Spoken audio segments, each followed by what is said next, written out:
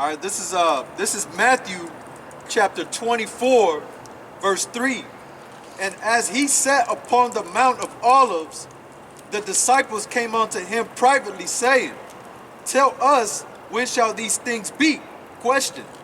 And what shall be the sign of thy coming, and of the end of the world? Question. And ye shall hear of wars and rumors of wars. See that ye be not troubled, for all these things must come to pass, but the end is not yet. All right. We're going to face the east, right? I'd like to give all praises to YAHAWAH, BaHaShem, YAHAWASHI, BaHaShem, YAHAWAH. Double honors to the elders apostle of GMS who ruled well. Salute you brothers pushing this word, and true sincerity, strength, power, YAHAWASHI. And shalom to you brothers and sisters that's growing in the spirit and trusting YAHAWASHI. Right? We are here to gather the elect of the nation of Israel, the Negro, Latinos, and Native American. Those are the true biblical Hebrew Israelite by the word and power and strength of YAHAWASHI. Right? And we're going to start off with Matthew 24 again. And I got something to show y'all, which this video is about a week ago, but we're going to go in on it anyway. You know what I'm saying? It's never too late to bring out information concerning prophecy. So, read what you got again, bro. All right, this is Matthew chapter 24, verse 3. And as he sat upon the Mount of Olives, the disciples came unto him privately, saying, Tell us, when shall these things be? And what shall be the sign of thy coming and of the end of the world? Go ahead. This is verse 6. And ye shall hear of wars and rumors of wars. See that ye be not troubled, for all these things must come to pass, but the end is not yet. All right, so we're going to look up that word rumors too. Okay. Now this is what I got. From the capital. Professor Morandi, good to have you with us again, sir. First of all, your response to these overnight airstrikes, please. Well, first of all, sources in Iraq have confirmed that one person was killed, and the propaganda that's put out by the Syrian Observatory for Human Rights is, as usual, very inaccurate. The strikes were limited. Most of the bombs apparently were not targeted at anything in particular. The Americans were careful not to create too much anger, but there will be outrage in Iraq because these strikes were carried out in eastern Syria, where these troops were fighting ISIS, and they had nothing to do with any attack by the Iraqi resistance against the U.S. occupation. So effectively what the Americans did was that they violated Iraqi airspace, they violated Syrian airspace, they murdered Iraqis in Syria. It's, that's traditional American illegal occupation behavior. Professor Morandi, these were Iranian-backed militia. Is that not correct? No, I think this is one of those terms that Western countries use to justify their atrocities and their illegal activities. The Popular Mobilization Forces in Iraq are part of the Iraqi armed forces. They are part of the Iraqi state apparatus, and they are Iraqis. They have Iraqi passports, they have Iraqi citizenship, they live in Iraqi cities, they speak Arabic, they eat Iraqi food, they have Iraqi family. And where do they receive funding from, Professor Morandi? In Iraq, and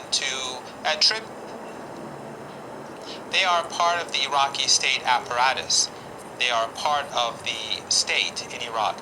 The Americans try to use terminology to attribute them to Iran, whereas they are Iraqis. They are the people who actually defeated ISIS.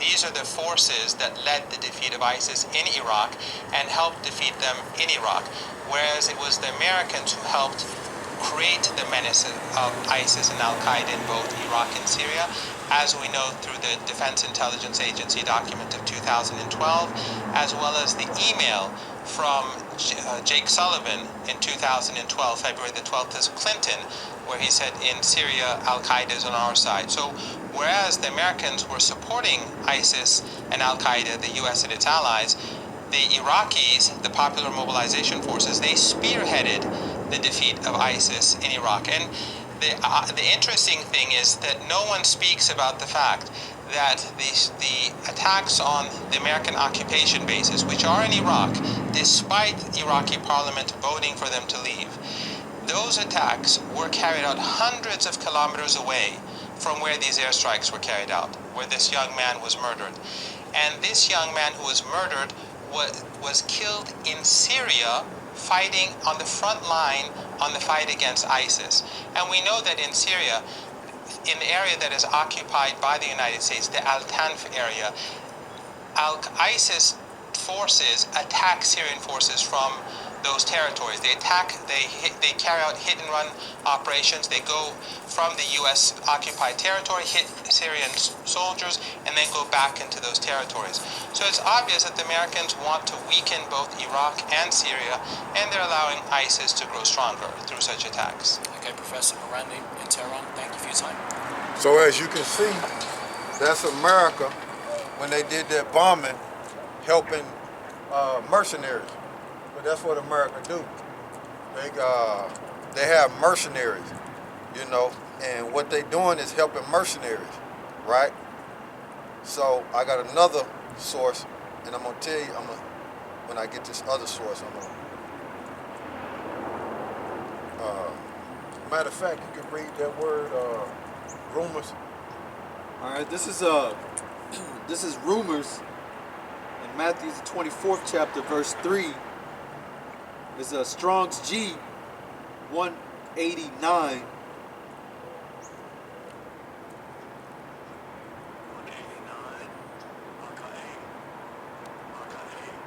Aka, and it's the sense of hearing, the organ of hearing, the ear, the thing heard. It says instruction, namely oral. Yeah, so it's news. You know what I'm saying? It's news of hearing about war. Okay? So read that for me again, particular scripture. This is okay. This is Matthew chapter 24, verse 3. And as he sat upon the Mount of Olives, the disciples came unto him privately, saying, Tell us, when shall these things be? Question. And what shall be the signs of thy coming and of the end of the world? Go ahead. End of an age, meaning Esau age. Meaning Esau rulership. Go ahead. So, verse 6. And ye shall hear of wars and rumors of wars. See, you're going to hear that. Okay? That's in the news. Okay? So, finish that off, and then I got to show them this. See that ye be not troubled, for all these things must come to pass, but the end is not yet. So don't be shaking in your mind, man, because these things got to happen, you know. So what I want to do is show this other source. Nerds! Have any goals this year? Nerdwallet can help make them happen. For more on this story, let's cross to our correspondent in Tehran, Reza Saya. Reza, have we heard anything from Iranian leaders in response to this U.S. action? We have yet to hear any official reaction from Iran's leadership, and that's not a great surprise for two reasons. First off, remember this strike happened in eastern Syria. It has been Iran's long-held position that they do not interfere with sovereign affairs of other nations. To Iran, this is a matter that's related to Syria, and if anyone's going to have any reaction, it's going to be the Syrian leadership. If Iran is going to react in the coming hours, it'll probably reiterate its long-held public position that no U.S. military intervention No U.S. attacks in the region has ever helped the stability of the region. The second reason we haven't heard official reaction in Iran is this. Remember, Washington is saying they've launched these airstrikes against Iranian-backed militias who launched rocket attacks over the past couple of weeks against U.S. interest in Iraq. Remember, earlier this month, Iran denied that they were responsible for those attacks, so it's unlikely that Iran is going to get engaged in a war of words with a matter that it has already dismissed. Despite the fact that we haven't had any official reaction, it's almost a certainty that Iran's leadership is watching developments, paid attention to this airstrike. Many observers say this is a message by the Biden administration telling Tehran that I am the new president, I'm not Trump, but if there are attacks against U.S. interest in Iraq, his administration is going to hold Iran responsible, and he is going to respond. Now we wait to see if there's a retaliation by these Iranian-backed militias, or if we see a de-escalation. So this strike happening as... Now, I just wanted you to hear that. Currently in a standoff. I just wanted you to hear that so you can see that Iran is like, we ain't got nothing to do with that. But America is throwing Iran in it anyway. But ISIS is mercenaries for America, man. That's just what it is, you know. And that's what's taking place over there. Like I told y'all a while ago, you know, in previous videos, that what America is doing in the Middle East is throwing bombs over here, throwing bombs over here, throwing bombs over here, and sending mercenaries over here, mercenaries over here, you know what I'm saying, in different directions, and causing confusion because America don't have no solution for the Middle East, so to speak, okay? They don't have what it takes to stabilize the Middle East because Esau is set up to bring division and war. So that's what they doing over there, causing confusion. But it's some that them so-called Jews over there gonna do to Iran, and it's gonna drag America completely into the war, and you're not gonna be able to stop it, man. Prophecy gonna be fulfilled. You're not gonna be able to turn that hand back of America getting destroyed. They're gonna be in full-fledged war. But right now, what you have is what's going on. Let me bring this out too. Proxy wars. Here's the definition of pause. Satan. Proxy wars. Let's see. Proxy war. Here's the definition of proxy war. A war instigated by a major power which does not itself become involved. See? So that's what a proxy war is. A war instigated by a major power which does not itself become involved. So what it is America fund the mercenaries, right? Fund them mercenaries to where you can't see it's actually American troops. You know what I'm saying? They ain't actually wearing American flags and American troops.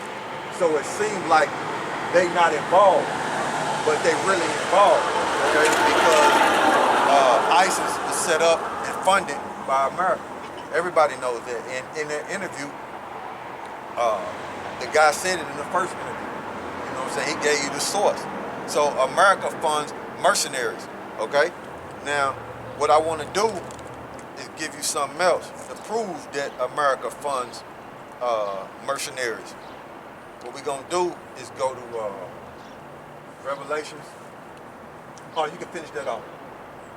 That's verse 6. Come. Verse 7 too. Okay.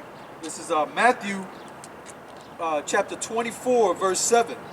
For nation shall rise against nation, and kingdom against kingdom, and there shall be famines and pestilence and earthquakes in diverse places. Okay. So there you go. But I got something here. So let's go to Revelations. Let's go to Revelations.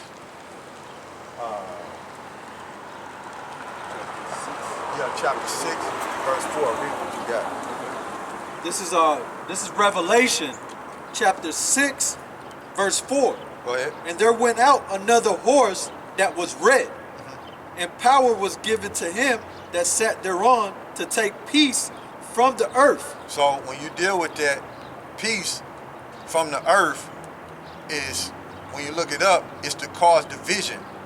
It's to cause division amongst people to where they won't come together. So that's when you look that up, to take peace from the earth. Okay, it's to cause division amongst the people so they can't come together. Okay, go ahead. And that they should kill one another. What that's going into is going into the Civil War. Okay, even though it's going into the Civil War, it's still the foundation of it is dealing with war. Okay, but that's going into the Civil War because that was the bloodiest war that took place on the American soil, and Esau was killing each other. Okay, go ahead.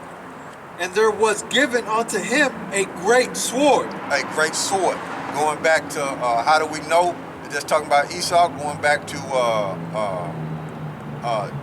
Genesis the 27th chapter, when Isaac blessed him with the sword. Okay, so go ahead, bro. That's it on that. So, and how we know that's Esau is said the horse was red, and horse represent power. And when Esau came out, and when you read Genesis 25th chapter, he was red all over like a hairy garment, because they used to dye garments back in the ancient world, and they compared him to a hairy red garment. Okay? That's how they compared Esau, meaning his pigment, because he came out red. Okay?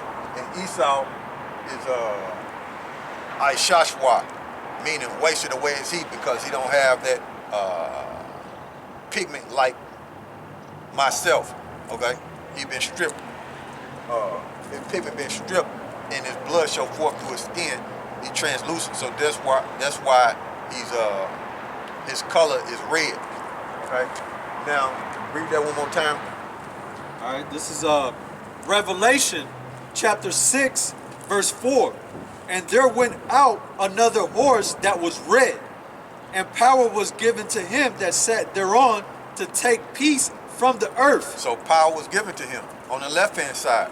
So YAHAWASHI granted Esau power. Every brother knows this, that's been in the truth for years. Job 9:24. Okay? The earth is given to the hands of the wicked. So hands represent what? Power. And who is the wicked? When you read Malachi the 1st chapter. Go ahead, bro. And that they should kill one another, and there was given unto him a great sword. A great sword. So what I want you to look at, this is dealing with Caliph Hatar, and I'm gonna show you something. And this is dealing with a guy by the name of Eric Prince. For your time. Considering this report has just come out, and we're hearing about it from the New York Times, what's the significance, the overall significance of it? Well, I don't think it comes as any surprise. Eric Prince has long had a relationship with the leadership of the United Arab Emirates, and in particular with the de facto ruler, Mohammed bin Zayed. So the fact that he was supportive of Khalifa Haftar, presumably funded by the UAE, is not very surprising. I think the question is twofold. First of all, whether it made a difference, and de facto on the ground, Eric Prince did not make much of a difference. His forces were there for a relatively brief period of time and did not change the political and military landscape. The second question is whether or not the United States would want to, the Biden administration would want to take action against him for violation of both national and international law. And I think that that's probably not going to be the case unless the Biden administration were trying to go against a large number of people who were associated with the Trump administration and violated laws. And that doesn't seem that they're going to travel down that road. Well, what about international reaction? Could we see the UN do anything? Sure. I mean, I'm sure the UN may very well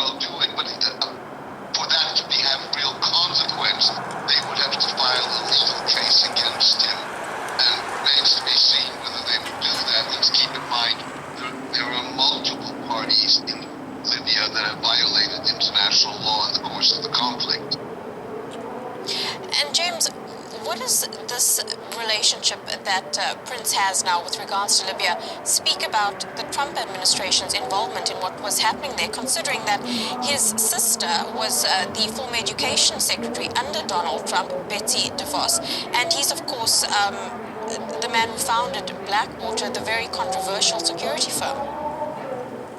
Well, I think the way to look at this is Eric Prince has long been a Trump supporter, and yes, his sister was in the cabinet, but I'm not sure that that was the crucial factor. He also had access of his own. The Trump administration's policy in Libya was really to be absent, bar the fact that they were supportive of the UAE and had a relationship with the UAE, in which, much like with Saudi Arabia, the UAE could do what it wanted, and the Trump administration supported. You had one moment where it looked like Trump may possibly come out in favor of Khalifa Haftar, and that's when he took a phone call from Khalifa Haftar several years ago while he was president. But nothing really came of that. So what I think you're going to see now... So what I wanted y'all to know about, I wanted y'all to see that, what I want y'all to know about is Eric Prince is being brought up on charges for violating distributing arms in Libya. It was a violation. He took weapons to Libya that he shouldn't have not taken to Libya. Okay, so he's up for a violation. That's what they talking about. And Eric Prince, when you research him, his family is